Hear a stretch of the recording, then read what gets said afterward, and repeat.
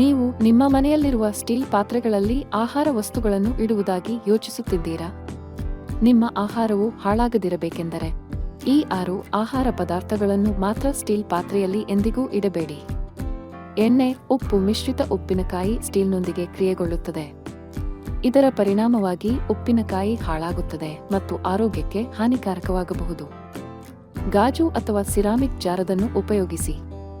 ಮಜ್ಜಿಗೆ ಅಥವಾ ಮೊಸರು ಸ್ಟೀಲ್ ಪಾತ್ರೆಯಲ್ಲಿ ಹೆಚ್ಚು ಹೊತ್ತಿಗೆ ಇಡಿದರೆ ರುಚಿಯು ಹಾಗೂ ಟೆಕ್ಸ್ಚರ್ ಎರಡೂ ಹಾಳಾಗುತ್ತವೆ. ಗಾಜು ಅಥವಾ ಮಣ್ಣಿನ ಪಾತ್ರೆ ಉತ್ತಮ ಆಯ್ಕೆ. ನಿಂಬೆಹಣ್ಣಿನ ಹುಳಿ ಮನಸ್ಸು ಸ್ಟೀಲ್ಗೆ ಹಾನಿ ಮಾಡುತ್ತದೆ, ಆದ್ದರಿಂದ ಗಾಜಿನ ಜಾರಿನಲ್ಲಿ ಇಡುವುದು ಸೂಕ್ತ.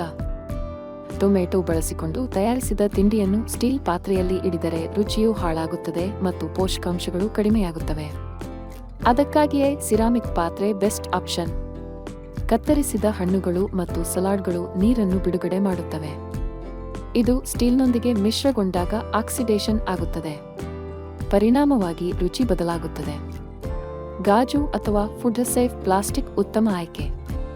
ಉಪ್ಪು ಅನ್ನು ಸ್ಟೀಲ್ ಬಾಕ್ಸಿನಲ್ಲಿ ಇಡಿದರೆ ತುತ್ತು ಬರುವ ಸಾಧ್ಯತೆ ಇದೆ. ಏರ್ ಟೈಟ್ ಗಾಜು ಕಂಟೇನರ್ಗಳನ್ನು ಬಳಸಿರಿ. ಅಡಿಗೆಯ ಕೋಣೆಯಲ್ಲಿ ಎಚ್ಚರಿಕೆ ವಹಿಸದಿದ್ದರೆ ಪ್ರತಿದಿನ ತಿನ್ನುವ ಆಹಾರವೇ ವಿಷವಾಗಬಹುದು. ಈ 6 ಆಹಾರ ಪದಾರ್ಥಗಳನ್ನು ಎಂದಿಗೂ ಸ್ಟೀಲ್ ಪಾತ್ರೆಯಲ್ಲಿ ಇಡಬೇಡಿ.